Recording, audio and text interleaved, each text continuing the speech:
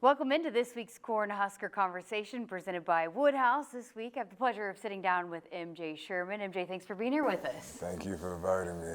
Well, you guys getting back in the win column last week on the road. How good was that for this team, and how did it feel walking off the field at Purdue with a win? I mean, it felt really good as a team. We had a lot of team camaraderie, a lot of basically knowing what we can do when we really put our minds to do something. And knowing that no one can really beat us but ourselves. You know, if everybody's on tune, everybody, checking their boxes of what to do, how to execute, and everything so forth, no one can really beat us but us. So that was really a testament to that. When you talk about the physicality and being the most physical football team, how do you guys feel about that? How do you go, I guess, about approaching that each week and okay, we want to establish ourselves as the most physical football team? I mean, once again, it's something that's not new to us. Mm-hmm. I mean, it'd be different if we're trying to reinvent ourselves throughout the season, but that's not the case. We've been trying to be the most physical team since winter, since December, January.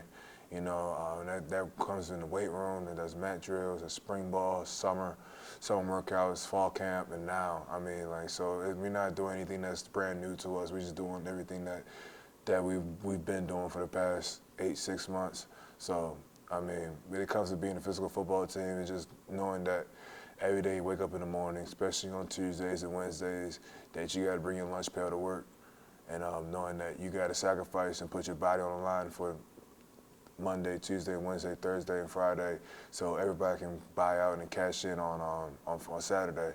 So that's the kind of reap what you sow type of mentality we have, and believing in the process and not really caring about the result, because once again, if you worry about the small details, you get the big rewards coming later. That's great. You guys have a high standard for this defense. You have a high standard for yourself. How would you evaluate your play so far through 5 games of the season? I mean, God is good. That's all I can really say. Mm-hmm. I mean, all glory to Him, all glory to everybody who supports me and my teammates, and really just once again, it's a testament to all the work that everybody in this facility puts in, for the players that play on the field, the coaches that prepare us, the scout team that help us go into the week, nutritionists, the training room, the physical therapist that's there too, strength conditioning staff. I mean, every single body in this organization, and that even go down to the janitors that help keep our locker rooms clean. Every single bit, all a testament to them and how we've been trying to be one of those teams in the nation everybody respects. So it's just that. But once again, for myself, it's just God is good, and I just got to keep working, keep on praising. Have you felt different, though, this season compared to other seasons in the past? Personally? Yeah. I mean, of course, but it would be a shame for me to let my foot off the gas pedal now. Yeah. So. How did you go about approaching what you wanted to be, what your role, what you wanted to be able to bring to this defense this season? It was more so of an approach that I wanted more than anybody else. And that means, no one's going to do the work for me. No one's going to, help me wake up in the morning.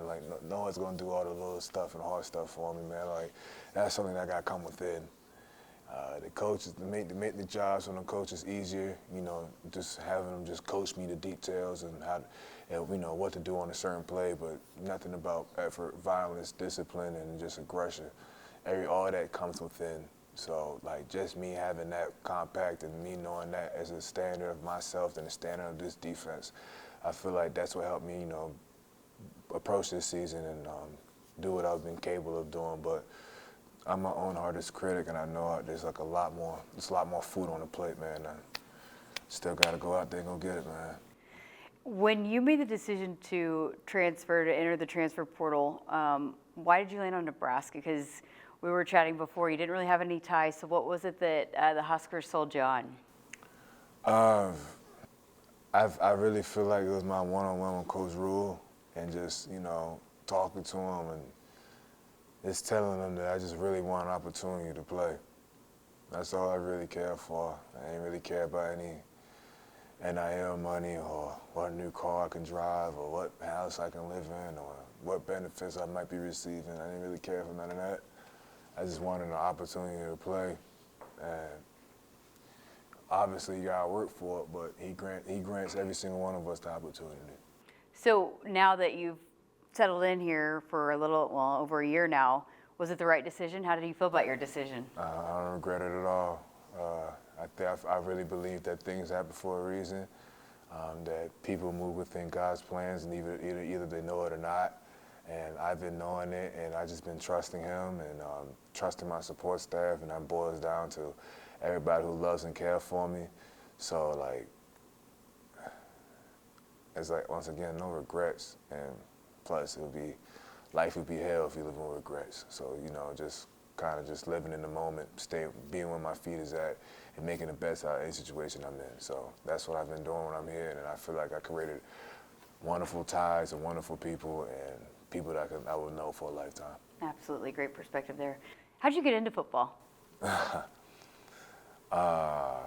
So basically, in my old neighborhood, when my mom's still there, in my neighborhood, we had this big old yard in the back of our house, and it used to be like we would gather up a big old football game, and that comes from like older kids from high school all the way to elementary school, and I was always one of the bigger kids in my class.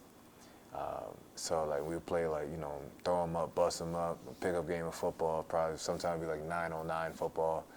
One quarterback, 8 receivers, and we just playing football, like real tackle football too, no two-hand touch, like no pass, tackle football. So like that's where it started. I thought I would be a basketball player for some reason, but I was a little bit too physical for that. Then my best friend Ryan Cannon and my football mother to this day, Miss Pat, they the ones that really introduced me to organizational rec football. And I remember I used to travel with Ryan like a lot to his practices or his football games, and one day I traveled to one of his practices, and it was like the beginning of it, like technically their fall camp, getting the start of it. And when the coach looked at me and asked Miss Pat, like, would you want to play football? And Miss Pat, asked that same question to me, and I was like, sure, why not? And mind you, I didn't have any cleats, I didn't have any shoulder pads or anything else like that.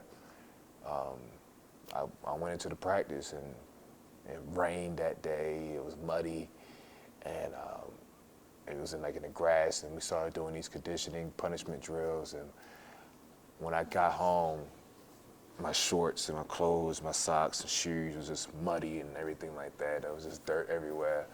And my mom, I opened the door, my mom kind of hollered, oh my gosh, what happened? I was like, Mom, I played football today. So that's where it really started. And once I realized that I'm good at it, or at that age I was really good at it, that's when knowing that this could be a huge change for me, a huge change for my family, a huge change for everyone around me. They say hey, if I really hone in and focus on this, I can really be someone that can be remembered. So yeah. What a great story. Did you always like to hit? Was it from that first day, did you like to hit people? I was never really a soft kid. My neighborhood didn't allow soft kids. So yeah, wasn't. Yeah. So when did that point come? Then you're like, okay, this could be a future for me. My first scrimmage. Really? Yeah. I made a tackle on my behind. So I was chasing the ball because my mentality was see ball, get ball, and then didn't have any technique or anything like that. Really, I played defensive end, and my defensive end coach told me, or my defensive coach told me, hey, just run an L. That means run up the field and run so you get outside contain. And I was like, okay, cool. And I made a lot of plays in the backfield doing that. But one play, it was just a little reverse, and I fell. And he tried to run a reverse over me, and I was just reaching him up and grabbing him. And I tackled him for loss while I was still on the ground. And it was just an effort play, of course, but I got to the sidelines, and mine just my first year really playing football for real. And one of my coaches kind of hyped me up and just say, hey, you see what MJ did? He just made a tackle for him on his behind. Why everybody can't do that? And then I just kind of noticed it, oh, okay, maybe me having an impact, and this is really my first year here. It'd be crazy if I really just put my all into this. So always defense though. I have running back careers and aspirations, and I was pretty good at it too. But I like my knees. I like my knees a lot, so that's why I just said, you know what, I'd rather be the hammer than the nail. Well, obviously you're wearing a necklace right now. I've noticed you've wearing it before. It's a pendant of Africa, the continent. So tell us about that, the backstory behind that. So basically, my father, MJ Sherman, he was a senator of Liberia. Before that, he was like a big-time lawyer. He had owned a law firm there as well. But yeah, my original roots come from West Africa, Liberia. So you know, it was my 16th birthday, and he asked me what would I like for my birthday. And I was like, oh, you know, a nice little crucifix chain, like, you know, a cross would be nice, you know. He said, okay, I got you, I can give you that. But like, then when I got the necklace in the mail, it ended up being this. So at first I was confused, like, you know, it's not what I really asked for. And that's when, you know, more and more I started to wear it, the more I realized it was unique to me. You know, no one really had this chain, or people try to mimic the chain but can't really get the exact replica per se. But I started like kind of developing a nice connection with it. This is the first gift, like first real physical gift that my dad shared to me. This is something that remembers like me, who I am, and where my roots truly from. Like, once again, I've always claimed Baltimore, Maryland until I die, but this is who I am. Like how I think, how I'm raised, how I'm mannered, and everything else is like, I'm Liberian to the core. So like, you know, I might have spent all my years here in America, but I'll never forget where my original roots come back from. So I think that's really important to me, because a lot of people might get lost and not know like where they truly come from. And it takes a little bit of learning, but I'm just glad I had the opportunity from a young age to know where I'm from, and start developing more of a conscious of, you know, where my roots actually come from. What part of the roots like make you you? I mean, I guess how does that play into you and how you are and how you're wired? I definitely tell you the discipline aspect of it. Yeah. Ain't no talking back in my household. but yeah, it's just, and you know, just the way we love each other, the way we communicate with each other, the way, you know, shoot, everybody asks me how I get so big while I'm eating rice and chicken since the day I was young. So like, you know, stuff like that, you know, and also, you know, how big my family is. My intermediate family might be small, but I can promise you I could find like 6, 7 cousins across the nation, but just randomly, you know, and it's just, we're a very interconnected family, and yeah, that's how it kind of plays into me, how I'm wired, and also like, you know, and I'm not the only one. I know Emmett Johnson, he's the same way. He has Liberian roots. Isaiah Nair has Liberian roots. So it's like, it's nothing, you know, out of the ordinary. And also like, you know, finding that simple common ground and little information between us three, that even made us closer. Because then, once again, we share the same memories from when we was a child, how things were raised. Oh, even though Prince Will, he's Nigerian, but still, same thing. Like, you know, how we was raised, you know, what we used to eat when we was little, you know, what our moms used to say when we get in trouble, et cetera, et cetera. Like, so, yeah, that's really it. Yeah, Emmett was telling me last year, you know, just with his family being refugees, just the kind of appreciation he has for everything here. Do you find that too, just, you know, again, with some of the turmoil and adversity that I know families have faced there, just understanding the appreciation of what you have here? Of course. I mean, like, I'm more so like a second respondent to that, you know what I mean, in the sense where my mom and my sister, my 2 brothers, you know, my aunts and uncles and my father, they the ones that experienced that as a whole.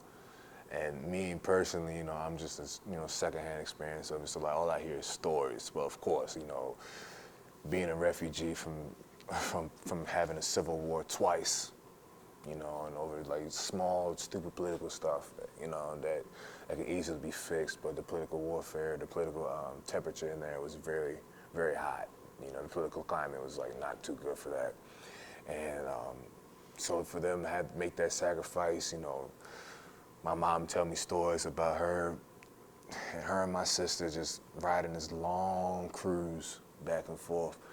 I mean, well, not back and forth, but like back to America, and just how like people used to get seasick, you know, sickness, diseases, and that's really where my faith of God kind of comes from. That's where really her faith of God kind of stems from too, because as she said, like it'd be days where bullets be flying, bombs would be, you know, be exploding, and you know, just having that faith in God is, you know, please, you know, protect me and mine, and protect everybody else who are out there. And, you know, for someone who come out there, not necessarily unscathed, but someone who still, you know, breathe, walk, and help take care and raise, you know, my sister and I. That's enough appreciation right there, you know. So like, that's why my mom's a really strong-headed, faithful woman, because of the adversity that she's been through. And it kind of just showers down to her children, my sister and I, in a sense where, like, no matter what hell we might go through, it's always going to be on the other side. We just hunker down on our faith. And, you know, one analogy that we always use in the house, that, you know, God will put a door of opportunity in front of you, but it's up to you to put the knob in it and twist it open. So that's our, even though the most hell we can go through, the most adversity we can go through, we just put our head down and focus on what we can focus on and keep praying to our Lord. We can make it through anything. What an incredible example. What did your mom think of your football career and learning football, and then I guess where you are now playing football? So my mom didn't know a lick of football, so I tell you that much. But her main worry was, you know, the hitting, you know, the physicality of things. And I told my mom that, hey, I'm built for it. It's really, really, really credits to my football mother, as I said, Miss Pat, because she encouraged her to say, you know, just trust me. You know, MJ's gonna be just fine. And so she trusted her, and I ended up just fine. I had injuries throughout my career, but nothing career-ending, thank God. And now she is more so like, she's very in tune, you know, and very, like, she's knowledgeable enough where if something happens, she understands. And if she doesn't understand it, my sister and my brother-in-law, they do a very good job of either like informing her, like, hey, this what happened, or MJ did this, MJ did that. But she knows the difference between when I play a good game and when I play a bad game. And so it's pretty cool.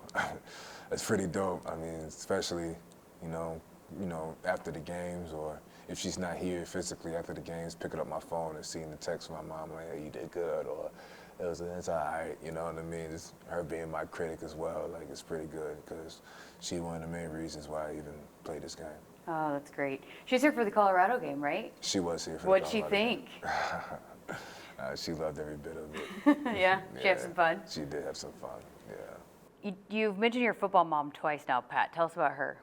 She's a wonderful woman. I mean, she did a lot for, not just for me, but a lot of my friends, a lot of my football friends, a lot of my school friends.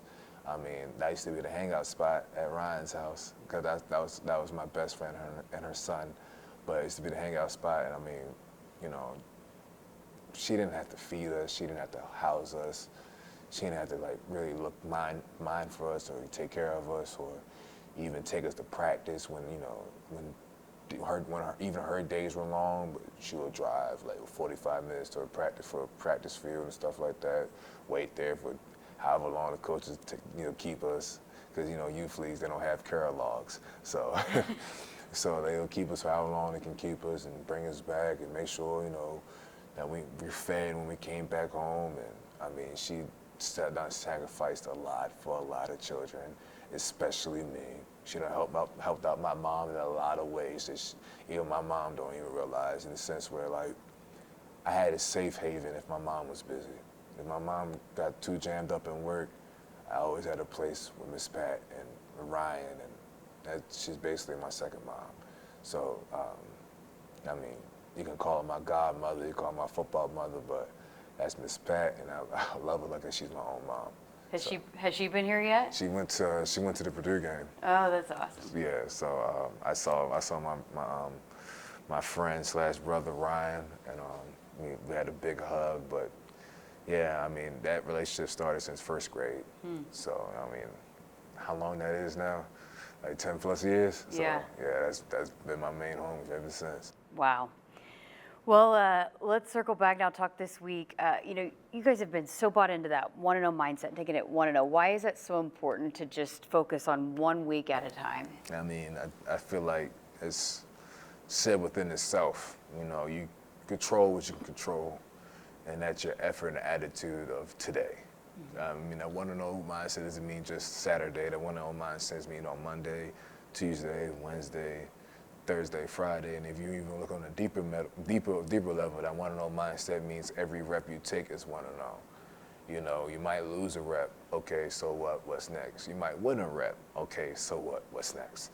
That mindset is deeper than anything that it's more so saying like stay where you at, stay in the moment, stay focused in the moment, stay present in the moment, and be where your feet is at. And it just propels to everything we do. I mean, I feel like the Purdue game is a great example of that. I mean, 0-0 going into the second half, and the game just opening up.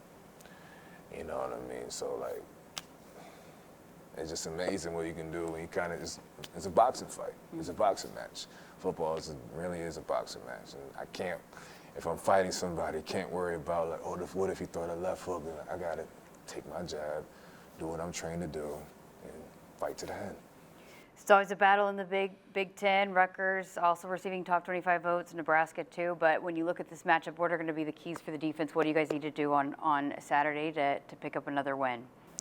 Do what we always been doing, but better. It's every single week. Do what we always been doing, but better. Believe in our standard and hold it high to the highest way possible. Hold each other to the highest accountability possible. Bleed out for one another, just basically just doing all the small things right.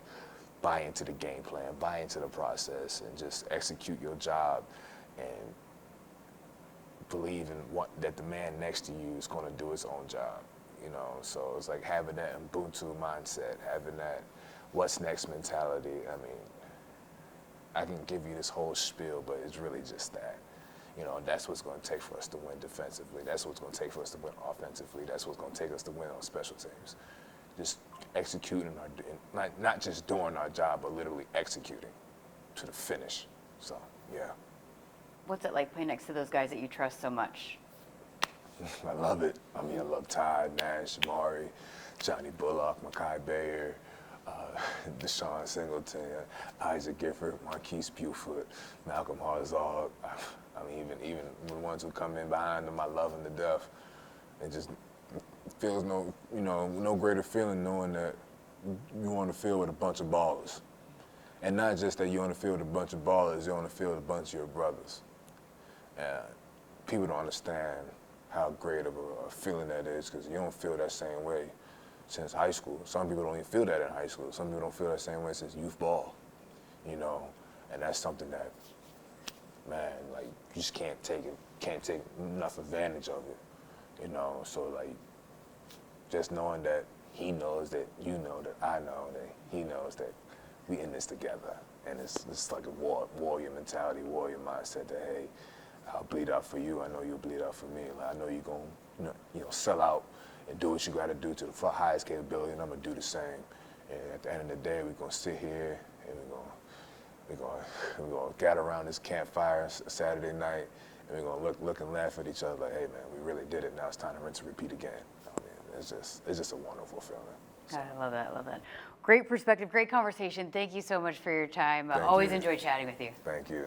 Thanks again to MJ Sherman for sitting down with us for this week's Cornhusker Conversation presented by Woodhouse. Woodhouse has been a trusted partner in your everyday since 1975. Shop for your next vehicle with the home team at Woodhouse and the official auto dealer of Nebraska Athletics.